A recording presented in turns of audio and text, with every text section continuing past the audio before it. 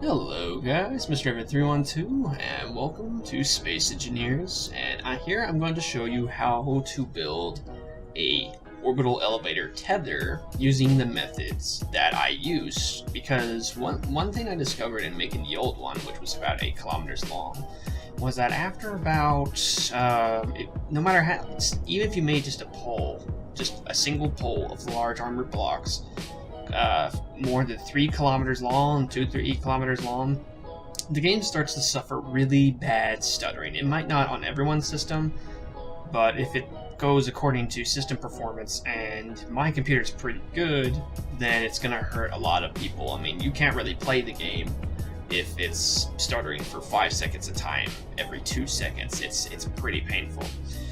So I thought to myself, okay, so what if I went and built it in segments of 1 kilometer long each? And then I thought, okay, wait a minute, that's just going to result in it wobbling all over the place and becoming incredibly dangerous. How's that going to help me? Because, I mean, if the cart's traveling along, then it hits a joint in an uneven space tether, it's immediately going to shatter, unless it's moving really slow. And I don't know, I mean, that probably could work, but let me show you this way, which I know works. Okay, so here we have a test platform here. I mean, I'm not going to go ahead and use that thing right away. And here is an example of one of the tether segments I used in my orbital elevator. And now, I find that it is best to build them at about 1 kilometer long, which is approximately 400 large blocks, in case you were wondering. I mean, that's just the math I've done, and I've stuck to it. So and this is how you do it in creative. Obviously, I mean, you'd use similar methods in survival, but for the sake of being able to do things quickly, I'll show you like this. So you need rotor blocks for one, and a cockpit, or actually you could just do a control panel, I think. So we're gonna turn off my symmetry here. So pretend pretend that they see the segment there at the top of the elevator where the tether starts. Let's pretend this is here. So this is one of the points that the outer tether is going to sit on. Place a rotor, then place a block on the end, and enter control surface. And here, you want to withdraw the rotor all the way, lock it, go to info, and convert to station, which okay, that's what I figured. You need a cockpit to do that. There we go. So just set a cockpit there, and go back to info. There we go. Convert to station. So now this segment isn't going to rock. It's going to be completely stationary. And then you can go over here, take this. Oops. Oh shoot. I have over 5,000 hours. No, it's like 3,000 hours in this game, guys. Don't worry. I just pretend not to. There we go. So now you see here is perfectly straight and completely stationary. And now to just fill in the gaps, go over here. And interesting here, since that is a separate grid, look how tight that gap is. They're not the same blocks at all, so. And each section of tether will be counted as a separate grid, so it's not going to introduce that stuttering. And I think potentially you could use this method to build an actual scaled elevator. Now, obviously in the case of my elevator, the cart itself runs on an actual single tether, and these ones on the outside are more just for decoration. As you can see here, they don't actually contact the cart. And here, on the actual tether on which the cart is based, it needs to run forward. So we do the exact same thing. So we placed our rotor, one block. There we go. And going into here. Which one should these? Okay, it's this one. Withdraw it all the way, lock it, put info, convert to station. And let's see right here. As you can see here, oops, you can only build about 100 blocks out. So you guys get the idea. And this way, of course, as I pointed out, my Titanic mirror's edge leg, my portal leg, is completely centered. It runs perfectly straight, and it's not going to wobble back and forth. The thing, I wonder what happens if I if I convert all those sections to ship. That might. I don't think I can record that. It'd probably kill everybody's PCs who are watching, honestly. But anyway, that's how you build a tether, and you could use the exact same methods to do it in survival, only slower. You could build it by hand using a lot of jetpack fuel, or you could make ships to build it. You could use the nanite mod to help speed things up a little. Obviously, go knock yourselves out. There's plenty of ways you can do this, and it is viable in survival. You just need a lot of time and resources to do it, as an actual space elevator would. Also, I thought this would be a good time to address a particularly awesome, interesting comment made by a Zach B on my orbital elevator video what did they call it? Promo, and definitely felt like it felt better to address this visually, because verbally, because this is a much broader question than just asking to one person. Very great build on the space elevator. Always enjoy your work, although I definitely prefer your machinimas. You're a great storyteller who has talent, imagination, and knows how to do good character development and world building, because you're so thorough and set up a premise ahead of the story. It was your Space Engineers machinimas that got me first familiar with your work, and all of them were amazing. Do you have any plans on making more episodes of Recreations in the foreseeable future? When I saw all of your space-related machinimas, I searched through your other works and discovered your older Minecraft machinimas. Oh boy. They may look a little rough around the edges because they weren't as effectively filmed as your newer works, but my girlfriend and I enjoyed all your short, full-length movies. Very few people on YouTube are able to properly create and tell intriguing stories for some reason or another, because they lack imagination and creativity, only focused on copying what everyone else is doing. They make lame high school role plays and love dramas, worrying only about who ships who and whatever BS they're on about, which is increasingly frustrating for people like myself who look for original and interesting stories. That's why I found that you had so many. I felt the need to show you some praise and let you know what we thought of them, and that we appreciate someone who can tell such good ones. Minecraft Legends, The Iron Guardians is one of our favorites, as well as the 3 episodes of your Tale of Darkness series. It's obvious that you've moved on from making videos in Minecraft, that you've been doing more recently, making space machinimas in Space Engineers. Would you ever consider making more short films or machinimas in Minecraft again? As your skills have tremendously improved over the years, I think you would make one hell of a Minecraft film, even if it was only a one and done. Well, first of all, Zach B, thank you for a very, very cool comment. It's some good questions. It's actually some very good questions. So first off, the space elevator. Thank you very much. I did work very hard on it. It is still a little ongoing. I just ironed out a few more kinks in it recently. I appreciate that you speak so highly of my film productions, and especially in particular talking about character development and world setting, because I'm so thorough about setting up a premise ahead of the story.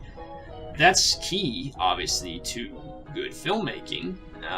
And while I've not officially studied how to do any of that, I think I've done pretty good at absorbing what other people have done and applying skills rather than just immediately copying. Because the thing is, any artist should strive to add something to the world. There's a scene in Detroit Become Human where this guy has a robot paint a picture, and at first the robot paints a copy, basically. Like, he looks at an object that's sitting in the studio and paints it, and Carl says, like, that's cool, but it's not what an artist is supposed to do. We're supposed to interpret life, to add to it.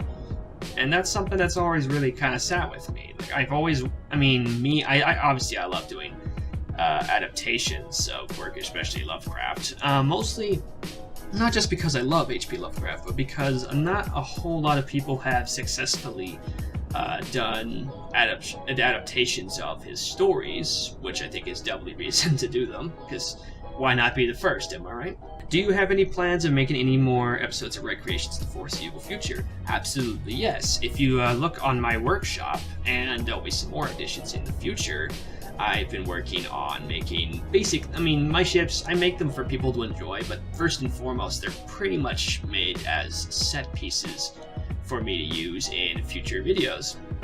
And I'm a little conflicted as to which one to do first, whether to redo the first Battle of Harvest and First Contact, because it was kind of done at a different time, an interesting time. It was before all the main graphic updates in Space Engineers. My ships didn't look as good as they did now, but or to do some other ones like the Keys Loop maneuver. That's a particular one I really want to do, or the battle Psi Serpentis, another one of my favorite battles in the Halo franchise.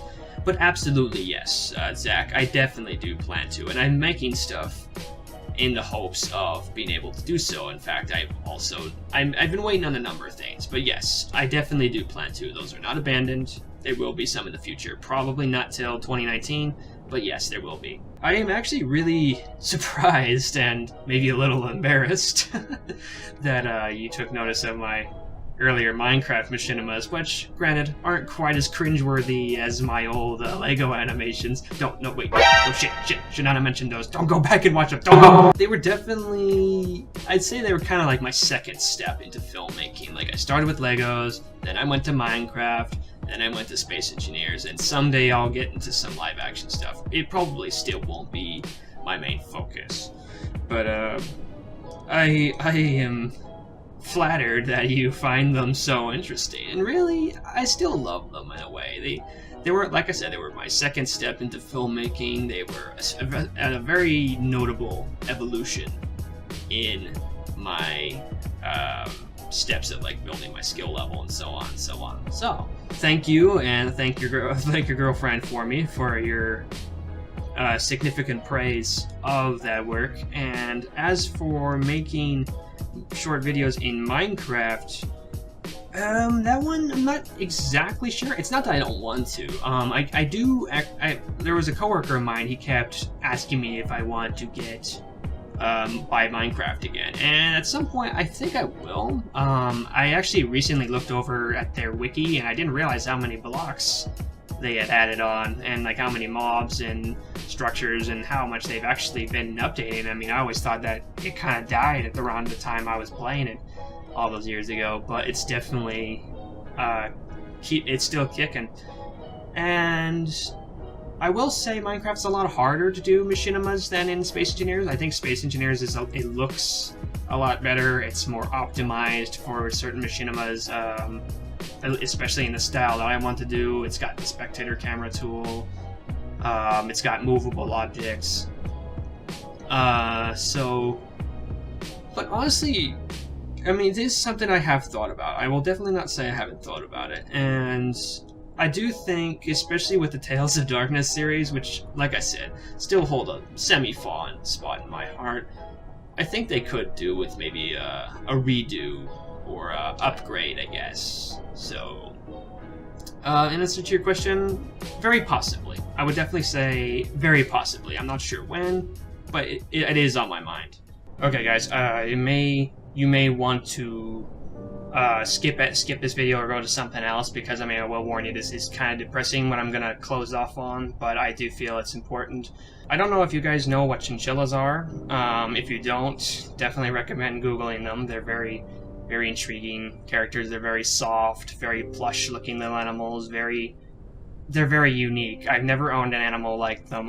One chinchilla in particular held a very special space in my heart for about 3 or 4 years. His name, I'll put pictures of him up on here. His name was Waldo.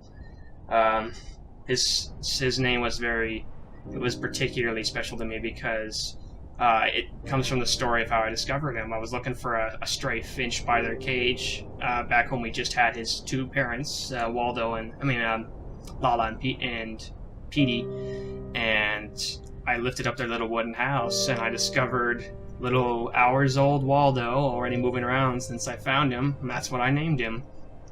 And he was always, in many ways, he wasn't even like the most personable or like the best trained or socialized of them, but there was just something so incredibly special about him that he and I definitely had a bond. I loved him more than any of the chinchillas I've ever owned. That little guy, he made such an impact in my life. I'll even say that he kind of saved my life on a couple of occasions back when I was just so incredibly depressed.